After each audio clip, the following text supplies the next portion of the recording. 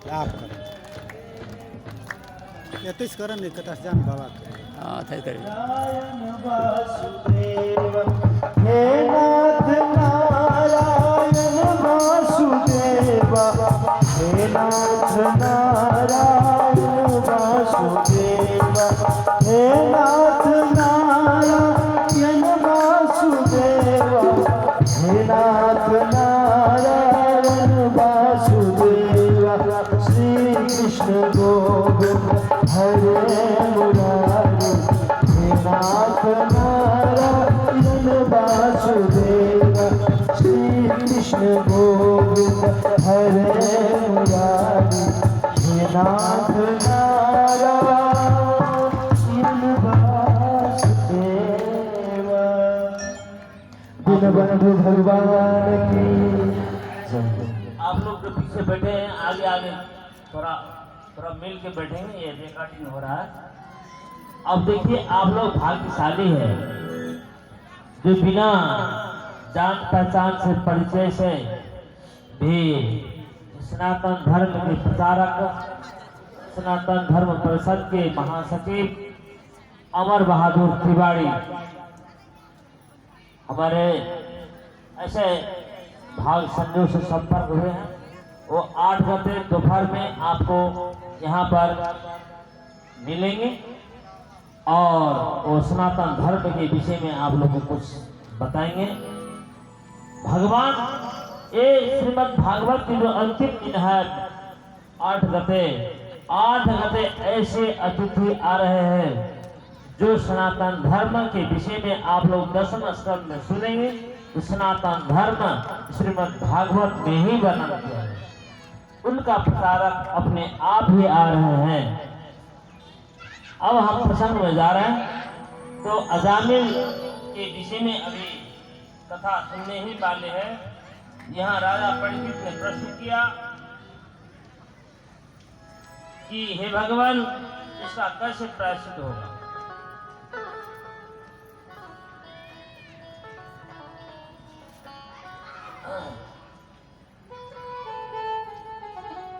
हाँ, तो इस प्रायश्चित के विषय में कोई कहते तप से पाप कर्म नष्ट होता है, कोई ब्रह्मचर्य से, कोई सम से, कोई दम से। सम और दम, सम माने मनोनिग्रह, दम माने इंद्रिय निग्रह, कोई त्याग से, कोई सत्य सौ से। इस प्रकार यम नियम इत्यादि अनेक साधन है पाप नष्ट करने का। कोई कहते उतना झंझट में पड़ने का जरूरत नहीं है, कहाँ यम नियम आदि करें। केवल केवल या भक्त्या वासुदेव परायणा, केवल भगवान वासुदेव में परायण हो जाए, भगवान में ही समर्पित, इसी को समर्पण भाव कहते हैं, आत्मनिवेदन भाव। और इसी से पवित्र हो जाते हैं। जैसे कोहेश को सूर्य उदय होने पर कोहेश शांत हो जाता है, उसी प्रकार वो भक्ति करने पर अपने आप वो जो पाप रूपी जो कोहेश है वो नष्ट हो जाता है। अब इसके लिए शक्रिन मन कृष्ण पदार इंद्रियो निवेशितम तद्गुण रागिरे विहा नाते एवं पास तत् भटान स्वप्ने भी पश्यन्ति ही चीन निष्कृता। एक बार भी यदि भगवान के चरण में मन लग जाए तो उसी से हमारा काम बन जाता है। जैसे एक बार वो यमराज, यमदूत और विष्णुदूत के संवाद सुना और वो उस कर्म से निवृत्त हो गया जो बहुत बड़ा पापी था। अब इसके लिए पुरातन इतिहास आपको सुना रहे हैं। अत्र उदाहरणति इमं इतिहासं पुरातनम दूतना विष्णु यमयो संवादस्तम बोधमे। इसके लिए सुखदेव महाराज राजा परीक्षित से उस अजामिल के उपाख्यान कहने जा रहे हैं। आप लोग ध्यान से सुनेंगे। केवल कथा ही नहीं, इसमें दार्शनिक बातें भी आती है। इसका दार्शनिक सिद्धांत क्या यहाँ कहते हैं, वो अजामिल नाम का एक ब्राह्मण था। पहले तो बहुत सुंदर शील गुण संपन्न था, लेकिन कुसंग के कारण वो कुकर्म पाप कर्म में प्रवृत्त हो गया, जिसके कारण उसका जीवन मलिन हो गया, सदाचार मुक्त हो गया। इस प्रकार होते होते एक समय में एक संत महात्मा उनके घर में आए और देखा कि इसका जीवन इस प्रकार हो गया है, इसका कैसे उद्धार होगा। उनके उद्धार के लिए एक उपाय बता दें। एक क्या उपाय? एक कुछ साधन नहीं कर सकता है, उस कर्म से निवृत्त नहीं हो सकता है। इसको अनजान में भी भगवान के नाम उच्चारण हो, इसलिए कहा सबसे छोटा पुत्र बहुत प्रिय, सबसे छोटा पुत्र सबसे प्रिय होता है। और छोटा पुत्र का नाम रखा गया नारायण। इस पुत्र का नाम नारायण रख दो। और नारायण रखने के कारण वो चलते फिरते उस नारायण बालक को ही साथ में लेकर के जहाँ भी तहाँ चलते फिरते थे, और उठते बैठते चलते फिरते नारायण नारायण नारायण। उस बालक के नाम के, भगवान के नाम से नहीं, बालक के बहाना से नारायण नाम उच्चारण होता है। बालो नारायणो नामना पित्रो सदैतो भृशं साबद्धस्मिन् अर्वते कलभासनि निरीक्षमानस्तलीलामोदेर्भृशं भृन्दान प्राविदं खादन् बालकस्नेहयन्तिता भोजन पायन मूढ़ो न वेदा अंतक वेदा आगतम अंतकम। अब देखिए, ऐसे करते करते उनका समय नजदीक आ गया, लेकिन वो उठते बैठते चलते फिरते उस नारायण बालक का नाम लेता था। और एक समय में एकाएक जब मृत्यु के समय आ गया, तो मृत्यु के समय आने पर वो जमदूत देखता है, और जमदूत के रूप यहाँ पर वर्णन करते हैं। सहस्तान दृष्टा पुरुषान प्रसदारणान वक्रतुंडान उदरोम न आत्मानम नेतु आगतम। आत्मानम, इस जीव को, ये शरीर तो यही पड़ा रहता है, और इस जीव को कैसे लेके देखते हैं। उस जीव को देखिए, आप लोग सुनेंगे ये शरीर जो है कितना शरीर है, तो 3 शरीर का वर्णन है शास्त्र में। 3 शरीर का वर्णन। ये देख रहे हैं, ये स्थूल शरीर है। जागृत अवस्था में ये स्थूल शरीर, और जब हम स्वप्न में चले जाते हैं, बिछौना में पड़े रहते हैं और कहां से कहां घूमते फिरते रहते हैं, वो भी एक शरीर है। शास्त्र इतना ही वर्णन करता है। देखिए, अब कभी कोई हिंदू मुसलमान बौद्ध जैन कहां से आया? आप लोग के भ्रम है। ये यहाँ पर आकर के हम मान लेते हैं, हम हिंदू, हम मुसलमान, हम बौद्ध जैन, कोई चोटी आदि सब, कोई कटार ले और कर्म कर लेते हैं। अरे मैंने ये बन गया, मैं ये हूँ, मैं वो हूँ। भगवान किसी को भेद करके किसी को रचना नहीं की, सबको बराबर रचना। लेकिन हम यहाँ आकर के अलग अलग हो गए, और अलग अलग हो जाते वो कर्म के कारण।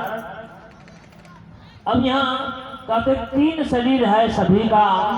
ये स्थूल शरीर जो देख रहे हैं ये जागृत अवस्था में, और सपना अवस्था में जो घूमते हैं उसको सूक्ष्म शरीर कहा जाता है। और सपना को भी छोड़ करके घोर नींद में चले जाते हैं, जहाँ हम कुछ भी नहीं जानते हैं। वो सुषुप्ति अवस्था में वहाँ भी कारण शरीर रहता है। तो ये जो जीव, वो जो जमदूत है, वो स्थूल शरीर को छोड़ करके, ये तो स्थूल शरीर यही है, सूक्ष्म और कारण शरीर के सहित वो जीव को लेने के लिए आते हैं। और इस शरीर को, ये जो जीव है, चेतन आत्मा है, वो सूक्ष्म और कारण शरीर के सहित वो निकल जाते हैं। उसमें भी शरीर रहता ही है, वो भी सुख दुख भोगता है, उस शरीर से, सूक्ष्म शरीर से वो भोगता है। और इस बात को दिखाने के लिए हम स्वप्न में अनुभव करते हैं, साक्षात स्वप्न में भी हम बहुत सुख दुख भोगते हैं। ये शरीर से कुछ नहीं, लेकिन सूक्ष्म शरीर से भोगते हैं। तो यही बात यहाँ पर वो जमराज उसको जब लेने के लिए आए, भयंकर आंख, भयंकर रूप, भयंकर दांत, भयंकर दाढ़ी, ऐसे भयंकर जो रूप देखा, वो भयभीत होकर के जो उसको अभ्यास था सब दिन नारायण गाने का, नारायण नारायण नारायण ऐसा उच्चारण करते ही, नारायण उच्चारण करते ही वहां विष्णुदूत आ गए।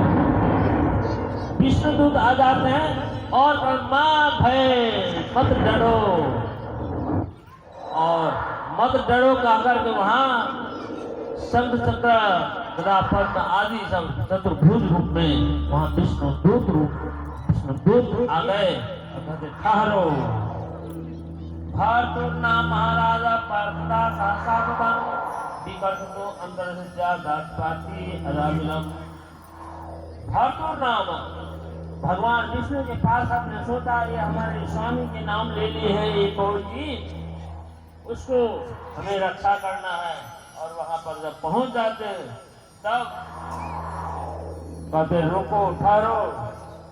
उस जमराज के जो दूत है यमदूत, वो यमदूत कहते के यूयम प्रतिषेधारो धर्मराजा से शासनम कस्वाकुता आयाता कस्मात् असनिषेधता किम देवा वा यूयम किम सिद्ध सत्तमा।